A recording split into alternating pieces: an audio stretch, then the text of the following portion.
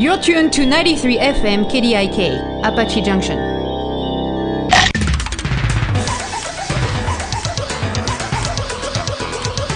Welcome to KDIK's Entertainment Forum, a program dedicated to informing you of the artists, musicians, mentors, and activists impacting our world and community with positive intent. Compelling conversations with your host, Shawn Helton. And now, KDIK's Entertainment Forum. And we say good day to you, and welcome to KDIK's Entertainment Forum.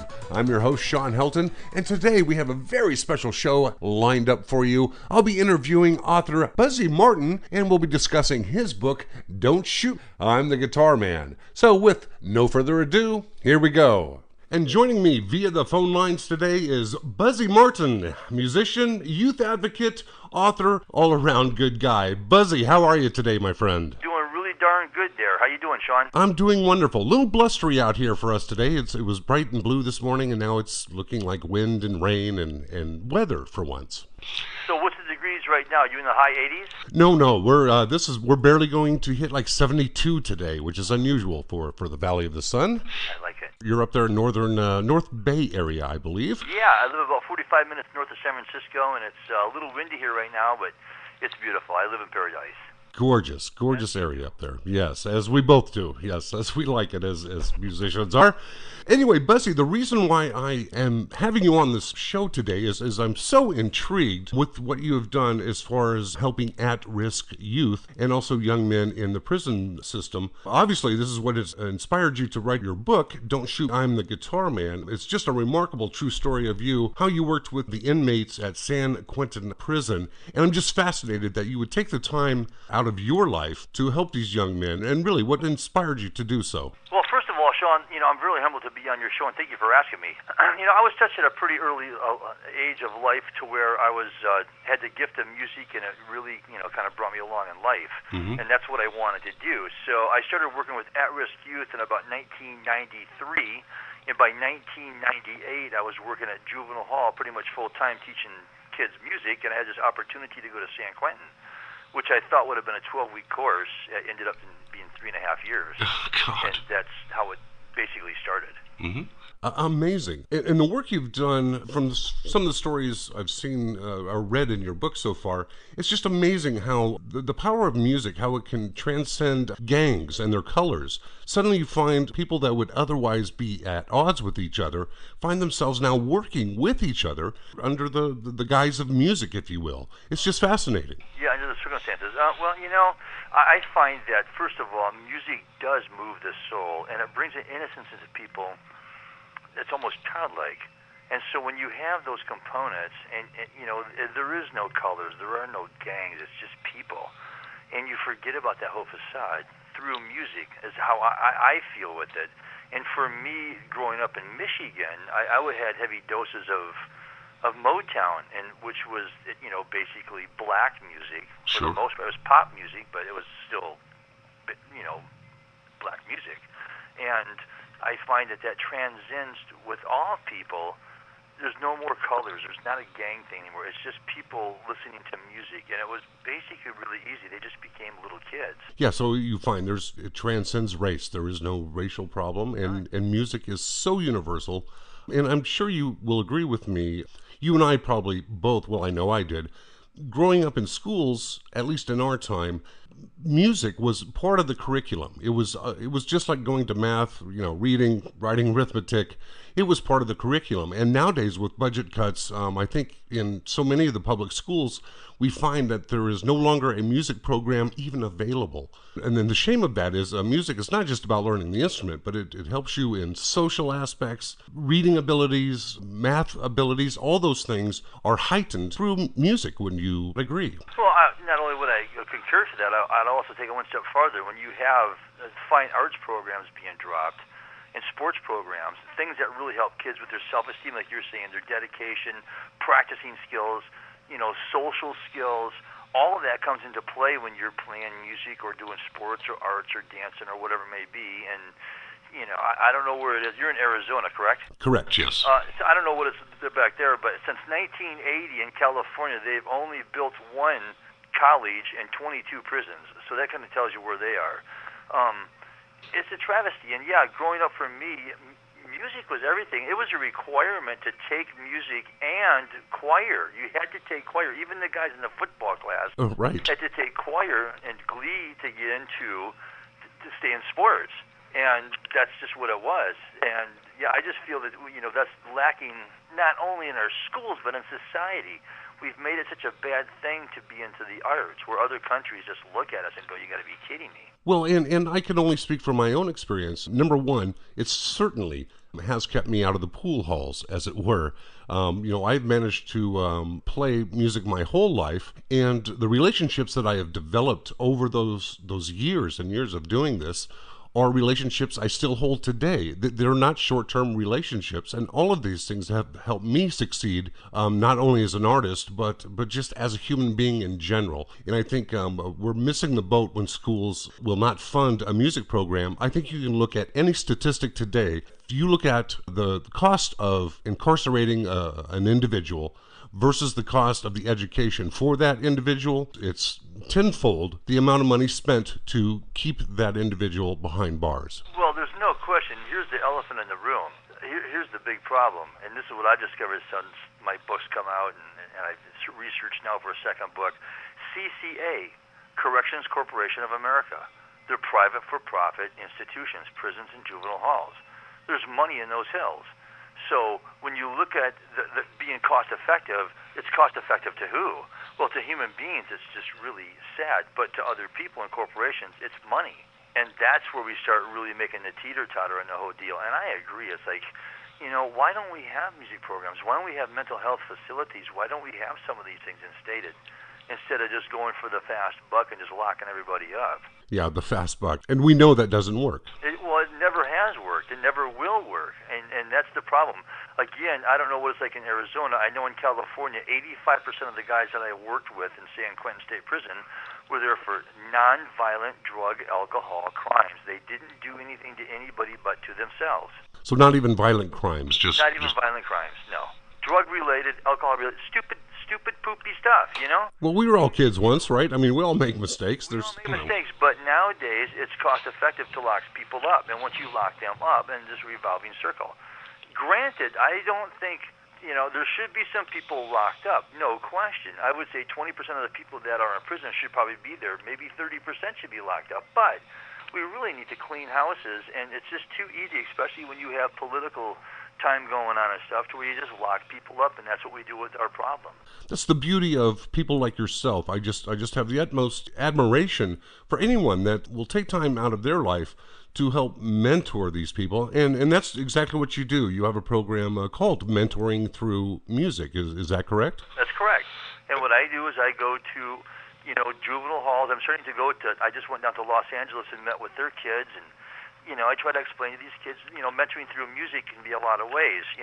When you were explaining in the beginning, at risk, nowadays, what is an at-risk kid? It could be, bullying's a huge deal. So you could be black, white, skinny, fat, in a wheelchair, long hair, short hair, whatever the case may be, and get picked on.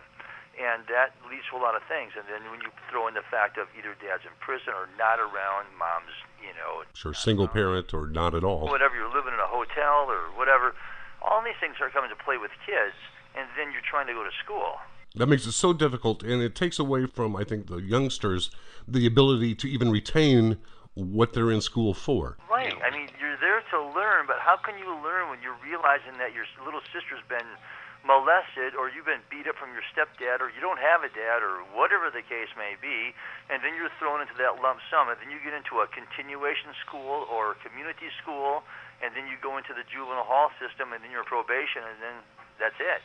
Wow. And it's a rotating, revolving door. And I do feel that if you have more programs, if you have communities out there that would step up and really mentor these kids, that you would give them hope and a chance to really understand that there are people that love them and care for them and really want them to succeed in life. Well, it sounds to me like you're doing exactly what so many more people should be doing, and that's interacting directly with these institutions. I know you work very, very diligently in your community up in Sebastopol. So you're also working with San Francisco juvenile system? Yeah, I'm on the North Bay at this point. Well, actually, thanks to the book and stuff, I'm affecting people all over the world at this point. I get emails every day from all over the world about reading my book and how it's affected them and how they now understand or try to understand about what goes on with their relation in prison or what prisons are all about. So, like when I went down to Los Angeles a few weeks ago, I had a chance to talk to a number of kids in their facility, and it's, kids are just kids. And it's not a black and white thing, it's just a kid thing. And when you get kids thinking that it's okay to be a bully or be in gangs or do a number of those things, then they don't have any hope. They don't have any knowledge. And so what I try to do and bring to the table is unteach and unlearn these kids. And that's why I profess to say education, not incarceration, because if you unteach and unlearn these kids that you don't have to bump it with your homies and even talk like that, right, then they kind of go, wow, I never knew that. Right. And that's what I think it's all about for all of us. I mean, I'm not doing anything differently than people should be doing. It's just they don't do it. Buzzy, we've got just a few minutes left here. Once again, let me just tell our listeners, I am speaking with Buzzy Martin, author of Don't Shoot, I'm the Guitar Man, a wonderful book on Penguin.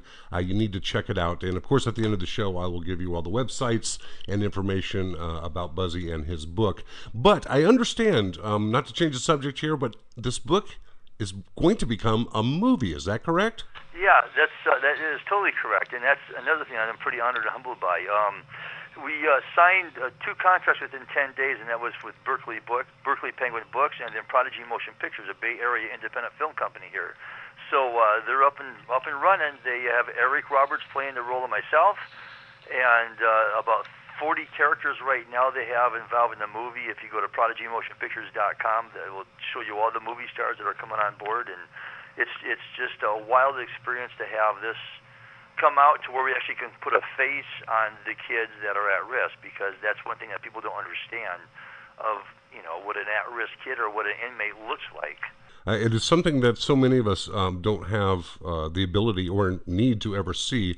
One time in my life, I had the privilege, if you will, of visiting a maximum security prison. And trust me, it is someplace nobody wants to ever have to go into for any reason. So through education, through music, if we can help our youngsters avoid such a catastrophe as to end up in a state prison, all the better. And Buzzy, you're the man that seems to be doing it on the cutting edge, and I applaud you for that. Well, I thank you very much, Shawn. I got to tell you, it's weird being compared to Johnny Cash, but I accept that title, and I do want to pick up where he's left off, because I think these guys are just the silent voices that we're never going to hear. And for me, to have kids not have a voice, I feel really honored to at least be that voice now for these kids that you're never going to hear. And we just got to stop, locking people up just for stupid stuff. So thank you very much. I do appreciate that you say that. Oh, Buzzy, my pleasure. And as the movie comes along, I'm hoping you'll be a guest on our show in the future. Absolutely.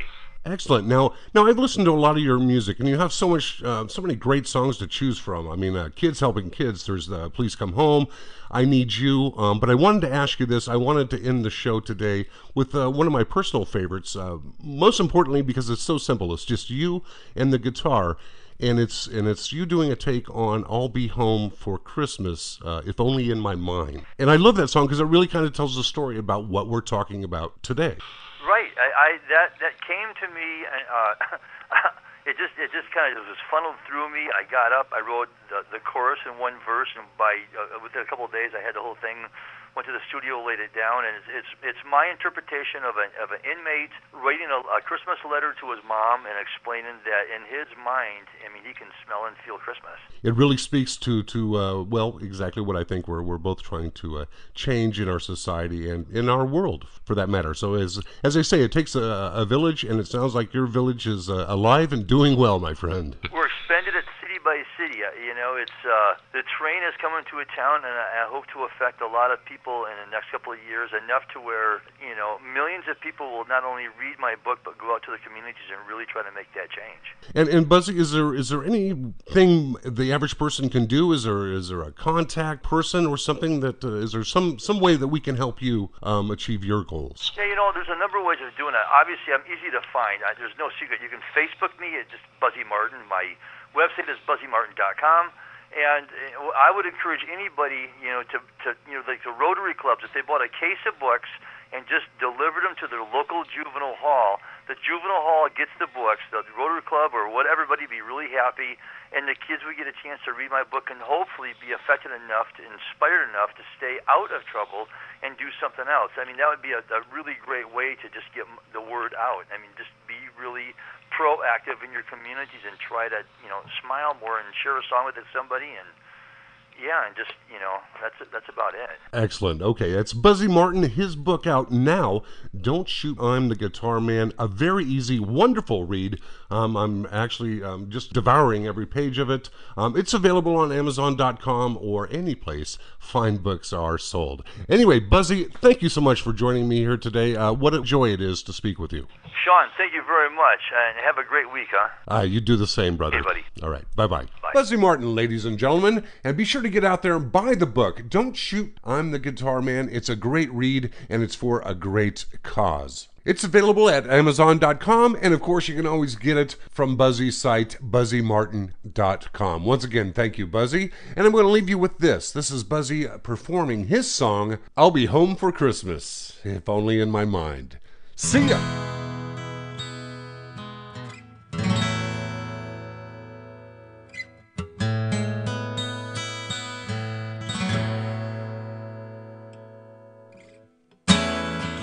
Hello, Mama, Christmas greetings from prison.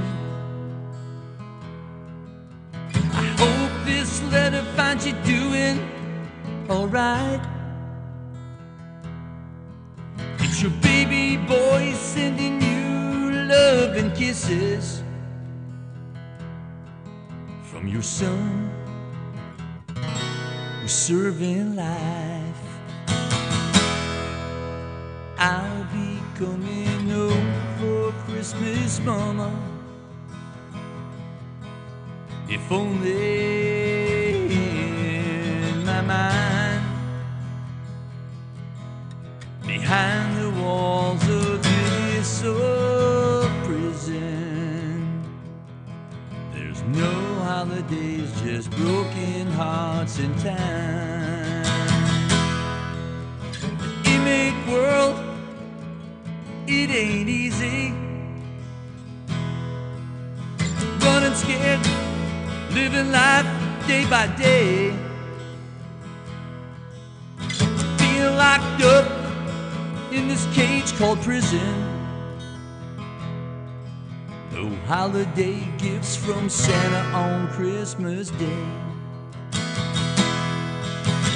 How I long to be home at Christmas, smell the scent of the pine from the Christmas tree, to taste the freedom of the season, to share Christmas time with my family. I'll be coming home for Christmas, Mama, if only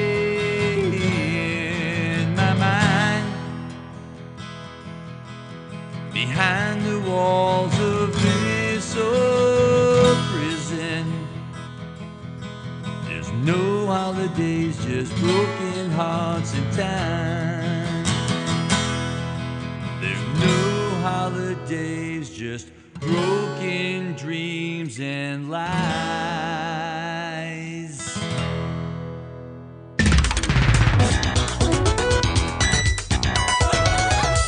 You have been listening to KDIK's Entertainment Forum with your host, Shawn Helton. Heard each week right here on Arizona's Real Rock Radio. KDIK's Entertainment Forum is brought to you by Synergy Soundworks Recording Studios. a full-service audio and broadcast media production facility.